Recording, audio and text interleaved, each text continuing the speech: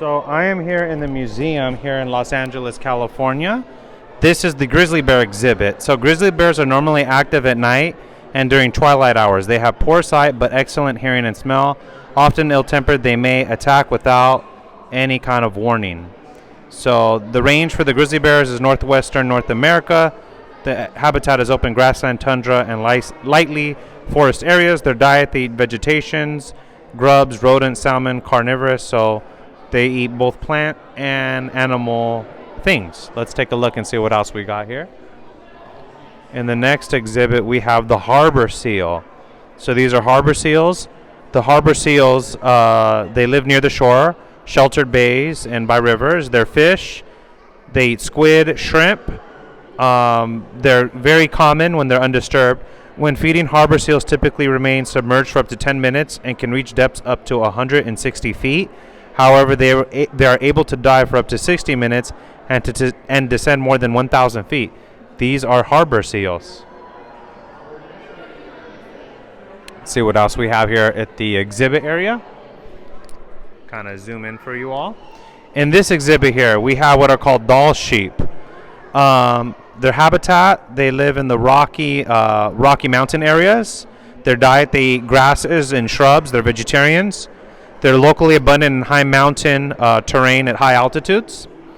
So the males, also known as the thin-horn sheep, live in bands that seldom associate with female groups except in the mating season, late November through early December.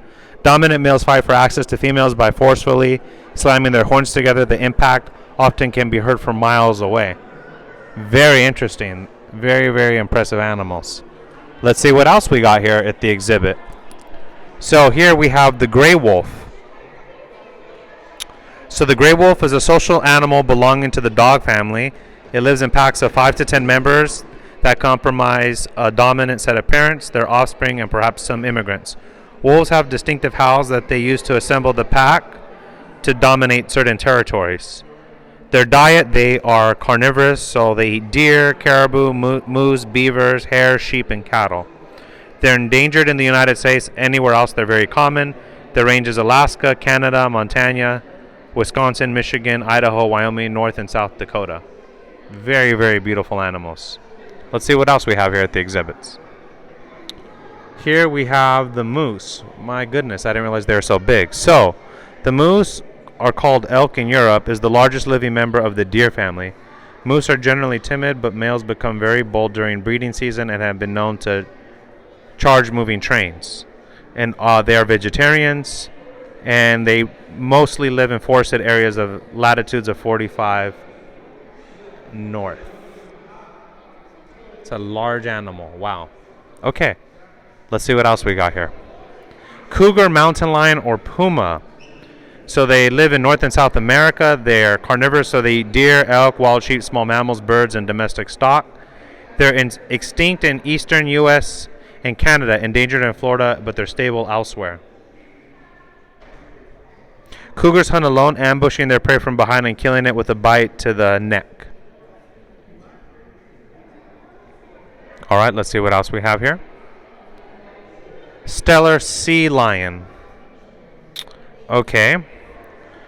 They range from North Pacific Rim from Japan to Southern California. Their habitat, isolated offshores, rocks, and islands. They eat fish, squid, octopus, and shellfish. Also known as the northern sea lion, this is the largest of the eared seals. Males may reach 11 feet in length and weigh up to 2,400 pounds. Females are much smaller. The main predators of these animals are killer whales, orca, and great white shark. That's a big animal. Wow. I didn't realize they were so big. Very, very impressive. Let's see what else we got here. North American porcupine. Okay. Most of North America so they say most of North America to Arizona and California. They live in forests, mountains. They eat plant matter, so they're vegetarians. Porcupine quills are generally flattened against the body unless the animal is threatened. The quills cannot be thrown but are easily detached and difficult to remove once lodged in an attacker. North American porcupines are the second largest rodents in North America after the beaver. They're excellent climbers too. All right, let's see what else we got here. We have bison. These are impressive looking bison. So let's see, what are some cool facts about bison? It says bison were almost hunted to extinction during the 19th century, but today the bison population exceeds 400,000 individuals, more than half on private farms and ranches. Okay, that's very interesting. Obviously, their diet is grass. Okay, very cool. North American bison. Let's see what else we got here. This is kind of dark. This is a ringtail. The ringtail, the state mammal of Arizona, is the member of the raccoon family and is native to the New World. Nocturnal and shy, it is seldomly seen in the wild. Wow, very interesting. That's a ringtail. Okay. They're omnivorous. They eat small mammals, grasshoppers, beetles, fruits, eggs, lizards, and carrion. All right. See what else we have here. This is a musk ox. So the musk ox is noted for its thick coat and for the strong odor of the male. Musk oxen have a distinctive defensive behavior in which the males facing outward will form a stationary ring around the females and young. Musk ox wool is highly prized for its softness, length, and its insulative value. Very, very pretty. These are musk ox. All right, let's see what else we got here. Black-tailed deer. The black-tailed deer is one of 9 species of the mule deer. It was first recorded by Lewis and Clark expedition of 1804 to 1806. All right. Caribou. Caribou and reindeer are the only members of the deer family in which both males and females have antlers. Wow, that is interesting. I did not know that.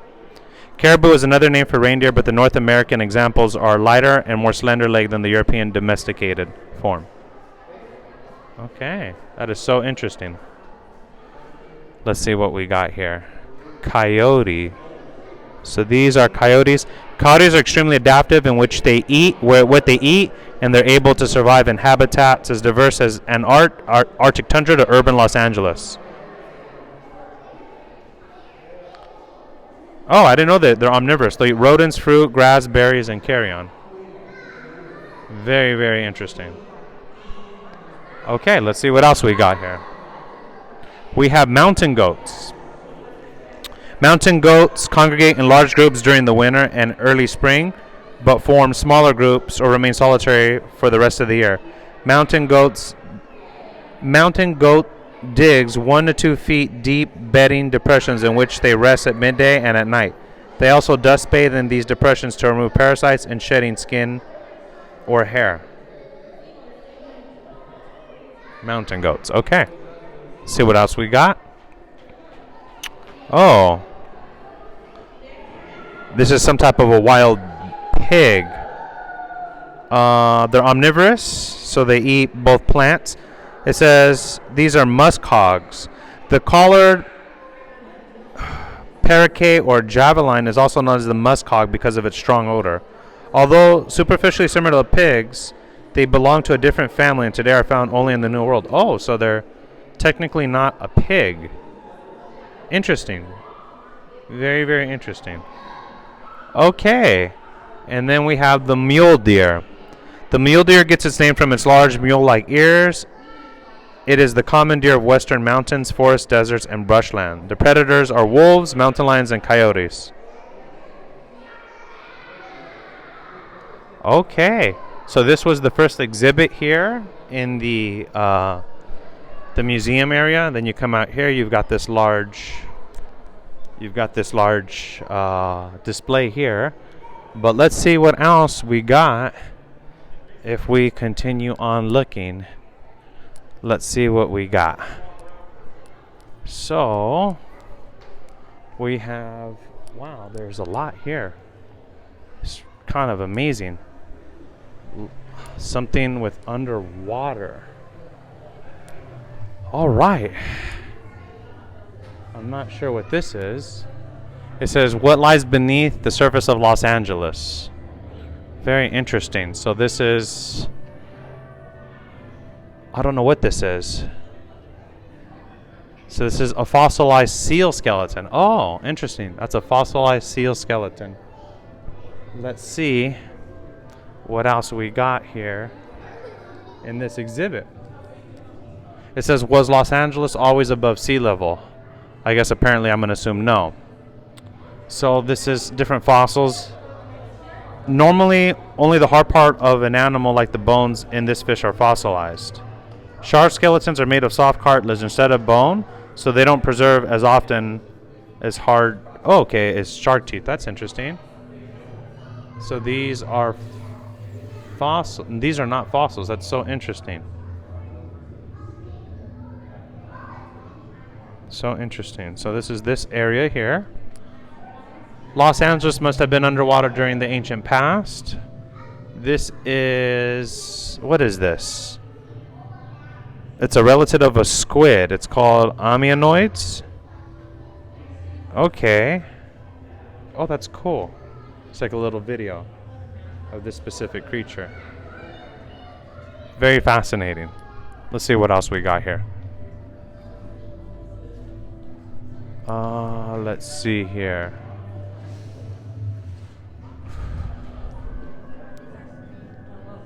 So these went extinct. So these are creatures, I guess, that are now extinct. This is a walrus. This looks like a walrus skull.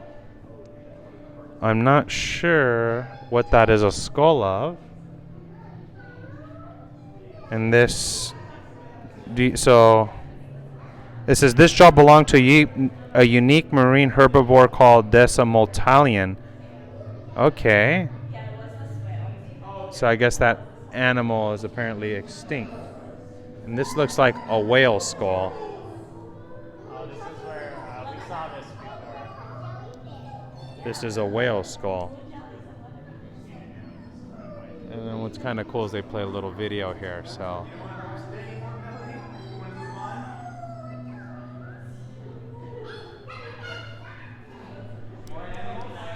All right. Saber-toothed cat. This is the skull of a saber-toothed cat. You'll find a lot of these often at the La Brea tar pits. And these look like different shells of different creatures as well. Very interesting. So this is the little water exhibit. Let's see what else we can find here. All right, so we went through those two areas. Now, let's see what's in this area here.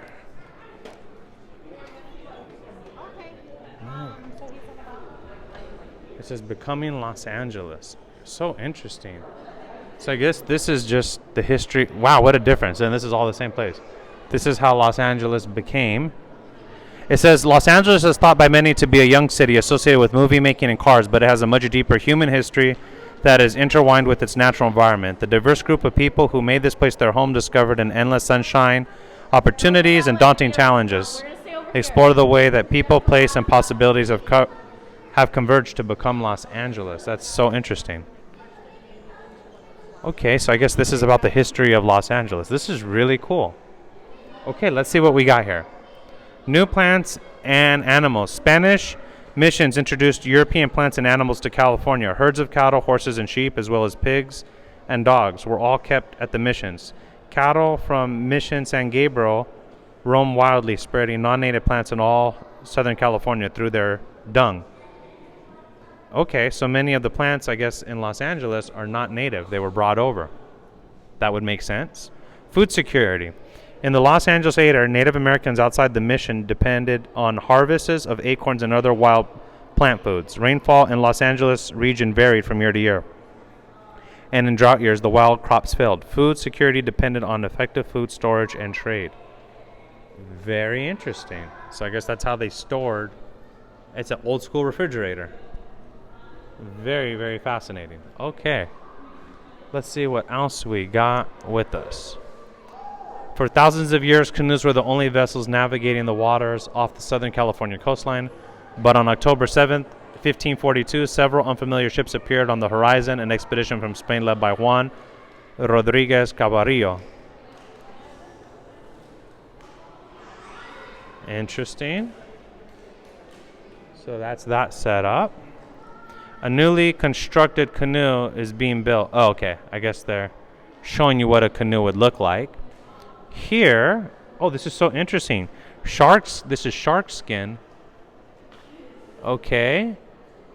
Dog band cords, tar sealant, a decoration piece, redwood planks. So interesting. Okay, let's see what else is found at the museum. It's pretty large, actually. All right, the founders of Los Angeles. It says, here we go. Let me try to get you all a better view. It says Los Angeles was founded as an agricultural settlement by 11 families who made up a community of mixed Indian, African, and European ancestry. So interesting. So these are the mixed peoples that brought together this area. So interesting. Wow. In the 1780s, Spanish colonists living in northwest Mexico were recruited by their government to establish a new Pueblo town in Alta California. So interesting. All right. There's a lot here. I didn't realize this museum was so big. Wow. Okay.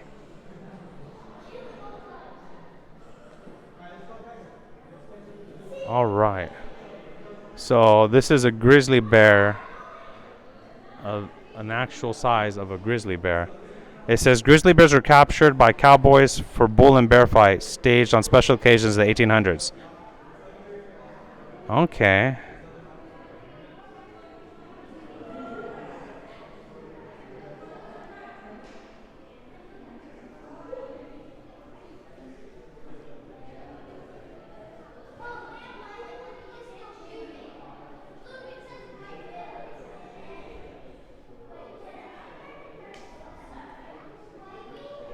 All right, let's see what else we got here.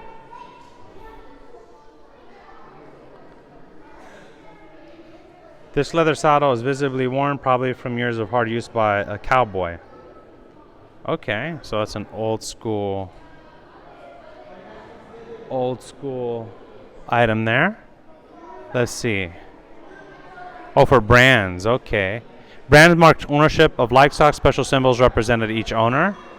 Makes sense. So it was like an ancient tattoo in a way. This is how they would determine what sheep or what livestock belonged to which. Cows and grass. The thousands of cattle that roamed freely and grazed throughout the Los Angeles basin left a lasting impact on the natural environment. The land was overgrazed, destroying many plants. Cattle and other livestock spread both native and non-native grasses in their dung, hooves, and hair. The foreign grasses grew back more quickly, outcompeting and eventually replacing the native grasses. Vegetation in the Los Angeles area was forever changed. I mean, that makes sense. You bring in a foreign thing and things change. Let's see what else we got here. Music and dance. So obviously this looks like some type of a harp. Yeah, it's an early harp from the 1840s. Wow. Very impressive.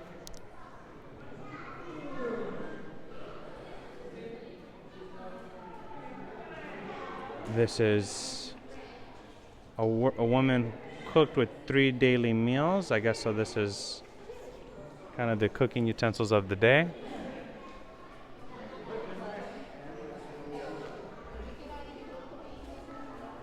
Let's see. Wow, this museum is so big. I'm surprised. Okay. What do we got here? Coming to California was not easy in the mid-1800s, yet in 1849, some 300,000 prospectors from all over the world came to California seeking gold.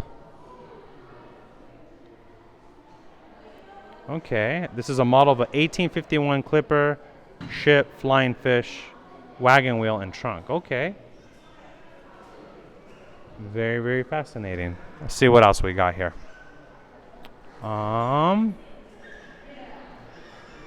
What is this?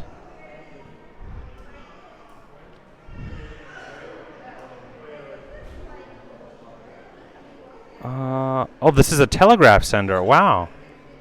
Check that out. That's a telegraph sender. Before the era of the cell phones, telegraph senders. That is pretty cool.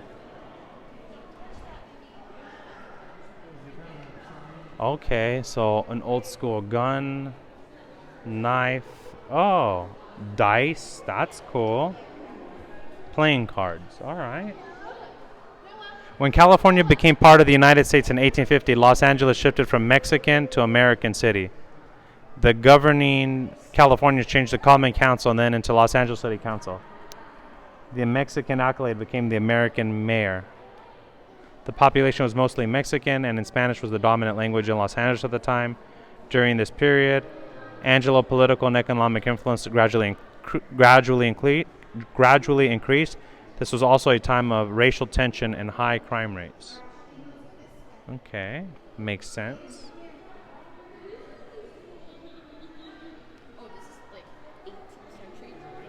Pico House was an elegant refuge in the heart of a city that gained a bad reputation for lawlessness.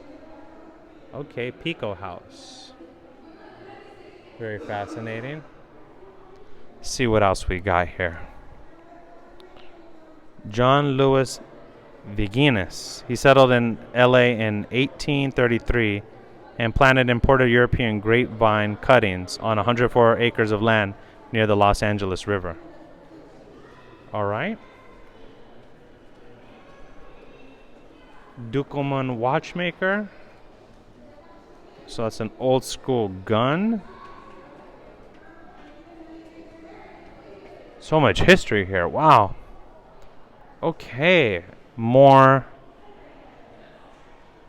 ancient weapons here. This is a knife of the 1860s and a Colt Navy revolver in the early 1870s. Wow, these are really old weapons.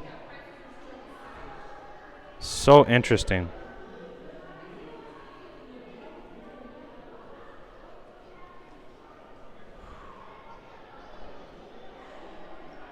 What is this? This is a kerosene headlight lit the way for trains that connected Los Angeles to the rest of the country. Interesting. Very fascinating. All right. What else do we have here? Oh, my goodness.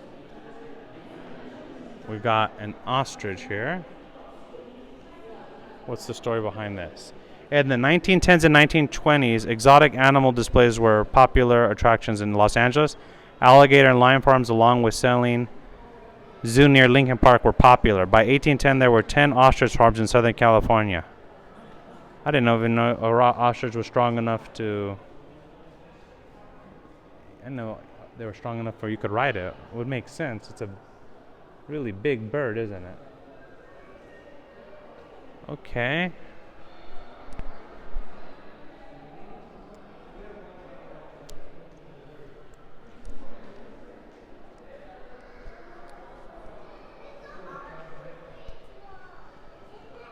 Let's see here. What do we have here? The first public high school in Los Angeles was a two-story wooden structure built in 1873 on Pound Cake Hill at the corner of the Temple and Broadway streets. This cornice was one of the decorative elements from the original structure. Wow, from Los Angeles Public High School, 1873. Check that out.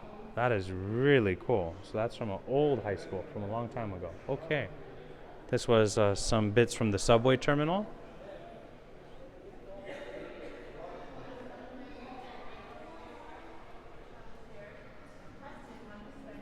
Oh, Helen Hunt Jackson's best-selling 1884 novel Ramona was intended to draw attention to the mistreatment of Native Americans. Instead, the book was exploited for the romantic interpretation of early California as a way to promote real estate sales.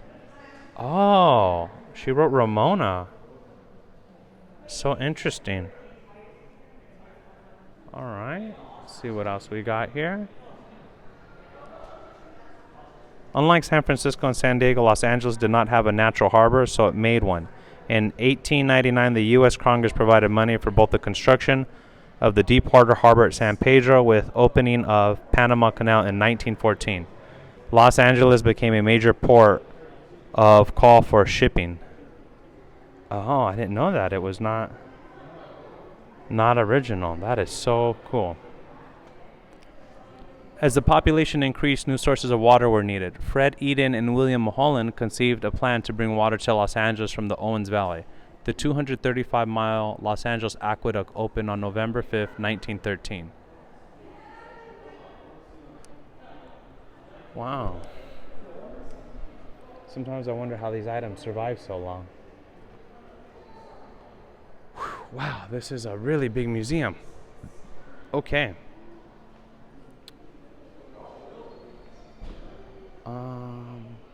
What else do we have here? Los Angeles has the perfect climate for many kinds of fruit. From 1910 to the early 1950s, Los Angeles County led the nation in farm production, where oranges as a main crop. Harvesting citrus was labor intensive and required workers to use tools like the lemon sizer, to determine if the fruit was large enough to pick for market. Oh, that's cool. That's an old school marketing or item that they would have used to measure fruit. Makes sense. You need a way to determine if the fruit is acceptable. Urban oil fields. Wow. This is an oil pump jack. You can kind of see how the modern oil machines get that look. This is an old school gas pump. Los Angeles was one of the few American cities with its own source of oil. With the popularization of the automobile, oil was refined into gasoline to fuel cars. The first gas pumps were located on the curb outside hardware dealers and general stores. Later, specialized gas stations were established. That makes sense. And this is an old school vehicle.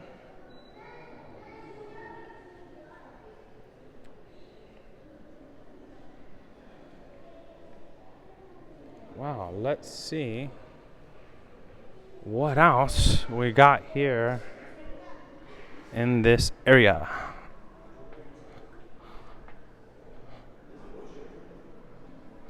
Wow, this place is big. It says, despite the Great Depression, Los Angeles continued to grow. People from across the country moved to Los Angeles hoping to find work. Very interesting. Mapping Los Angeles. This is the model of downtown Los Angeles.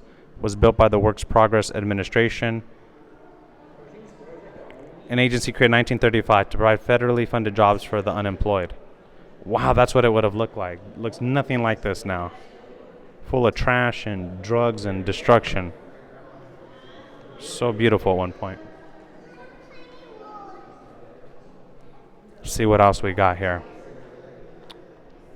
In the early 1900s, cameras made in France were used to film more movies throughout the world than any other camera. Okay, that's an old school camera there. Let's see what else. Old school cameras of the day.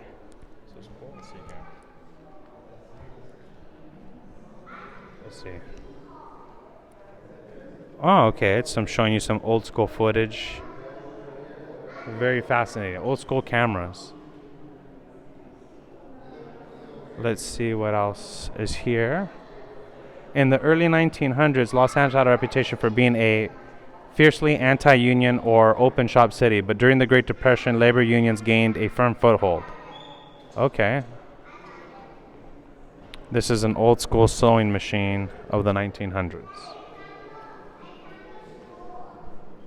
All right. Let's see what else we have.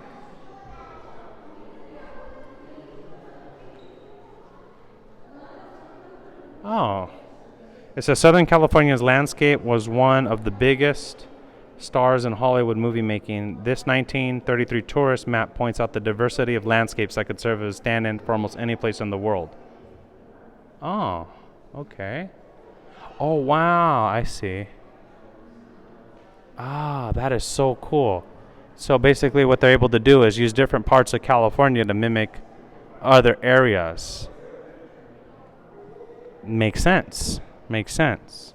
Why go to the area if the area you're in can be used as a replica? In 1928, Walt Disney created his iconic character Mickey Mouse on this animation stand, which is handmade of an old packing crate. This is where Mickey Mouse was created. The creation of Mickey Mouse. That is very interesting. All right. Let's see what else. Aviation, a new industry takes flight. Just 6 years after the Wright brothers successfully achieved the first controlled flight in 1903, local entrepreneur Glenn Martin built California's first airplane. With this rickety plane, Los Angeles aviation took off. Local manufacturers made daring technological innovations and became a magnet for government contracts, which attracted hundreds of thousands of workers. Very interesting.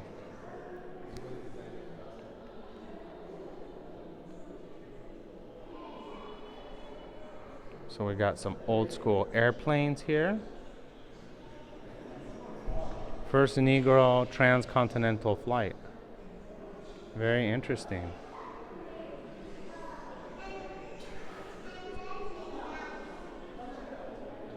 This looks like the engine of a plane, maybe?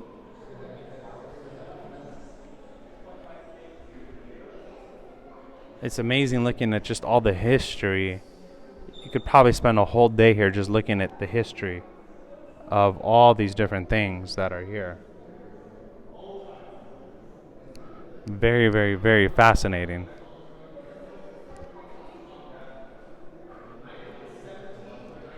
Let's see what else we got here.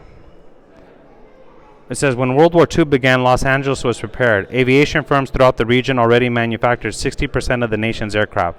Jobs in war industries brought in thousands of African Americans, Anglo Americans, and Native Americans from across the country. Women took on jobs they never had tackled before, and neighborhoods to house these workers seemed to spring up overnight.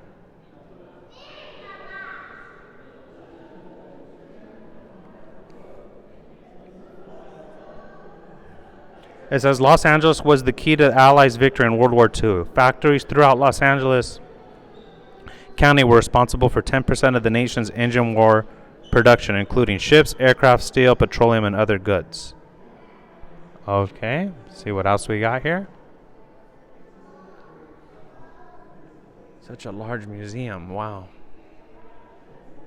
Okay, continue on.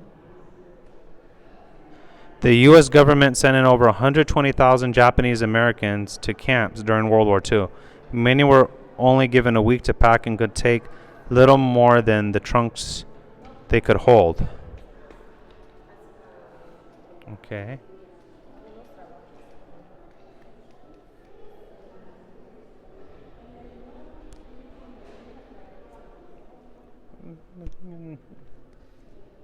Keeping neighborhoods white. Racially restrictive covenants were agreements written into housing deeds that restricted real estate boards, neighborhood and associations, and property owners from selling to non-whites. These covenants were ruled illegal in California in 1948, but many people resisted integration. The Los Angeles Real Estate Board refused to sell homes in white neighborhoods to African Americans unless they were already 3 or more African American families living on the block.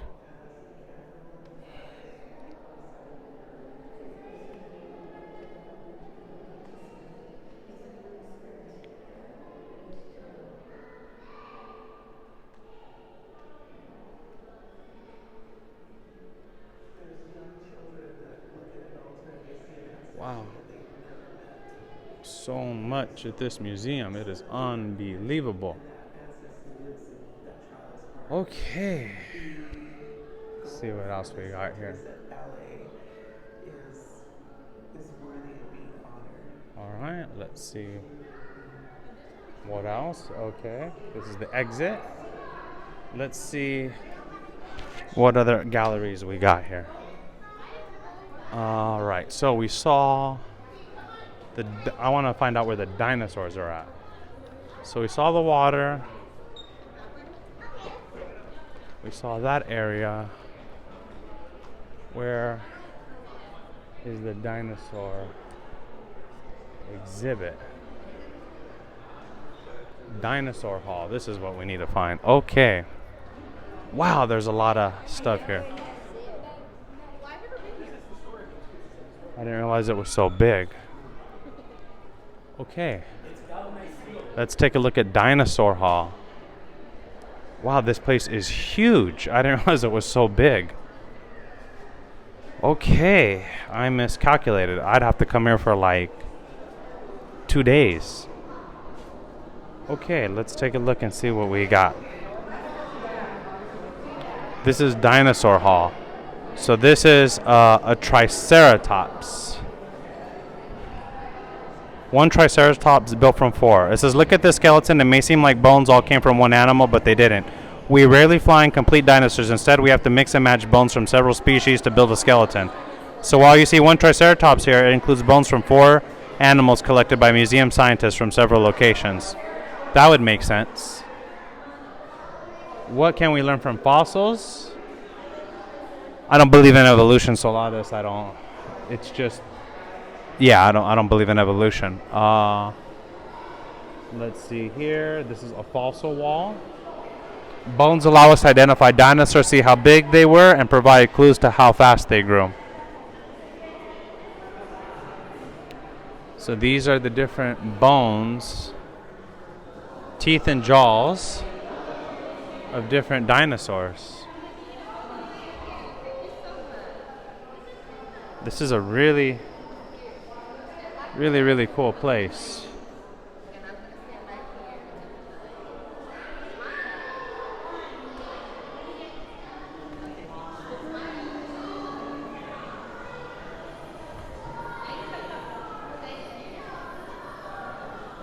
All right, let's see.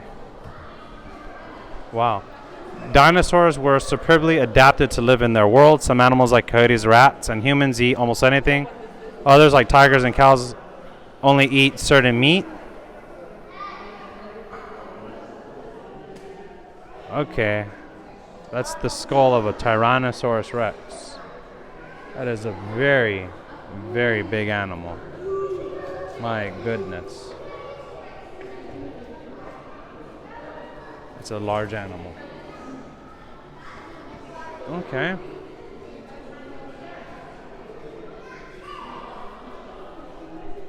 Oh, I didn't recognize.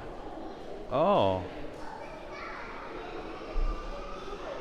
This is, I didn't realize this is, I'm not sure what dinosaur this is supposed to be, but I guess we're going to find out right now. This is, I don't know how you say this. It's called the long-necked dinosaur. Its neck was 70 feet. Wow, the neck was 70 feet. That's wild. Okay. And then these are other little dinosaurs here. These are, I don't know how you say this name.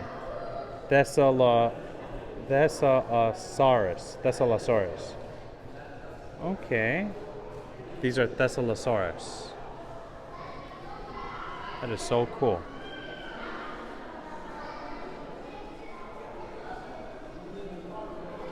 Thesalosaurus. All right, what other dinosaur bones do we got here? Fossils today may have been far from where the dinosaurs once lived. This is, I wish I knew how to say these names. Magagasaurus and Carnosaurus.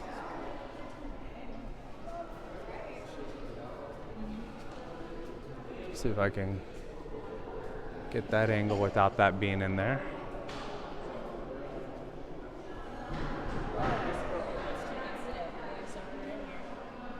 There's another one here. Comes in all the way up here. These are more skulls and things of the different types of dinosaurs you'll see here. Very, very interesting. Okay.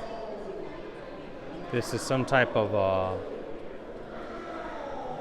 ancient predator.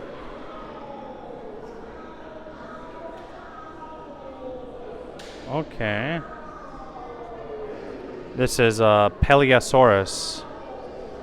Oh, so it was not a dinosaur. It was a marine reptile. And I guess this is the skull area of this monster here.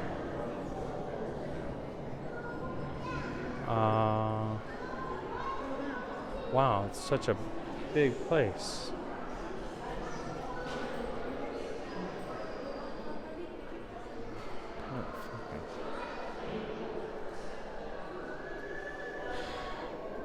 This is the skull. This is the fossils of this animal here, and this is a, what is this? Oh, this is a mosasaurus. Oh, this is a mosasaurus. Okay. Mosasaurus. All right.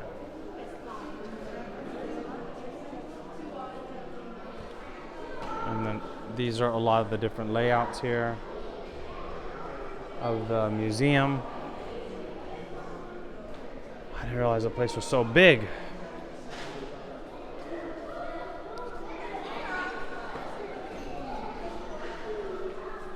Why are the marine fossils in Kansas? So this is a giant turtle. And this is some type of a fish.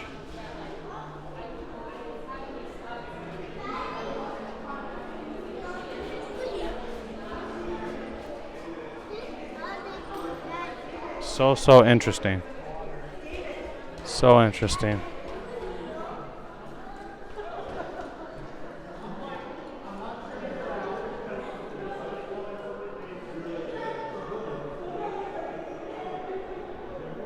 Huge bones. These are the bones of a long-necked dinosaur. Wow, look at the size of that bone. My goodness. That is a big animal. And they got videos here where they show you how their excavations take place. Very, very fascinating. A long neck's long arm bone. Wow. That is an impressive animal. Unbelievable.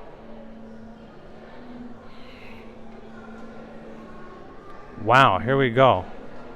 There is a lot of stuff here. Okay. This is this dinosaur here.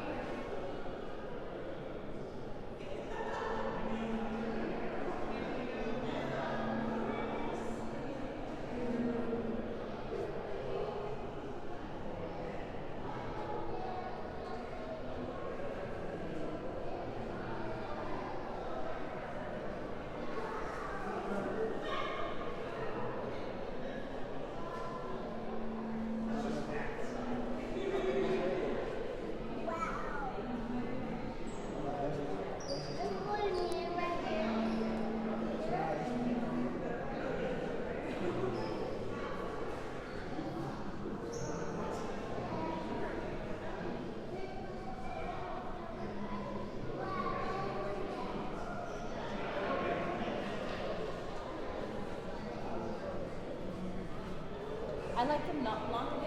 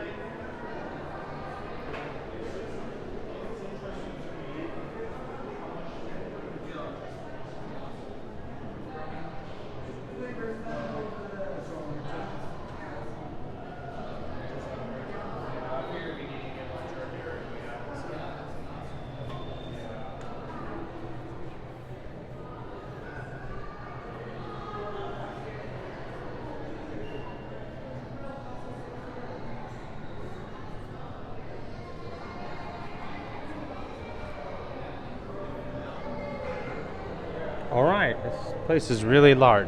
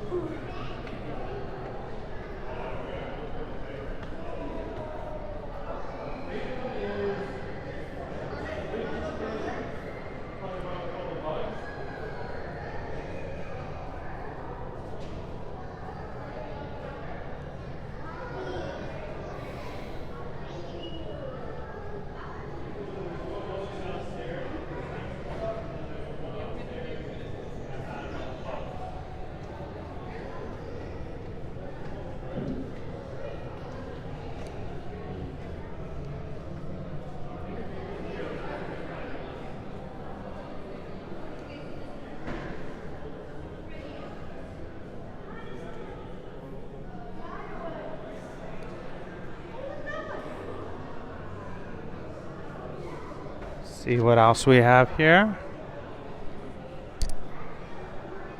Trail of the T-Rex. These are, I guess, the different tools that were used to dig up the T-Rex.